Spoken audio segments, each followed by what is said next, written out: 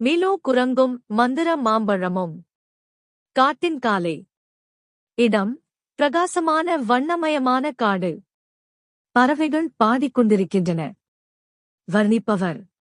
உயரமான மரங்களும் பல விலங்குகளும் நிறைந்த மகிழ்ச்சியான ஒரு காட்டில் மிலோ என்ற விளையாட்டுத்தனமான குரங்கு வாழ்ந்து வந்ததையோ.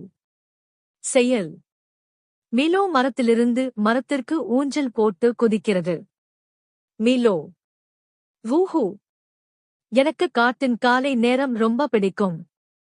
அவன் மற்ற விலங்குகள் பழம் சாப்பிடுவதைக் காண்கிறான். மிலோ. எனக்கும் பசிக்கிறதையூட். திடீரென்று மிக உயரமான மரத்தில் ஒளிரும் பொன்னான மாம்பழம் தோன்றுகிறது. மிலோ ஆர்வமாக சோகஸ்மெலி. வாவ். பொன்னான மாம்பழமா? ஒரு புத்திசாலி ஆந்தை கிளையில் அமர்ந்திருக்கிறது. ஆந்தை. அது மந்திர மாம்பழம் யூ. மிலோ. மந்திரமா? ஆந்தை. ஆம். அதை சாப்பிடுபவருக்கு ஒரு நாள் முழுவதும் ஒரு சிறப்பு சக்தி கிடைக்கும். மிலோவின் கண்கள் ஒளிர்கின்றன. மிலோ. அதை நான் கண்டிப்பாக எடுக்க வேண்டும். அவன் உயரமான மரத்தை நோக்கி ஓடுகிறான். மிலோ மேலே பார்க்கிறான்.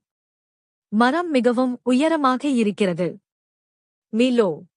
இது ரொம்ப பெரிய மரம். ஆனாலும் நான் தான் சிறந்த ஏறுபவன். அவன் வேகமாக ஏறத் தொடங்குகிறான். நடுத்தரத்தில். ஸ்லீப். மிலோ கீழே புதரில் விழுகிறான். மிலோ. ஐயோ.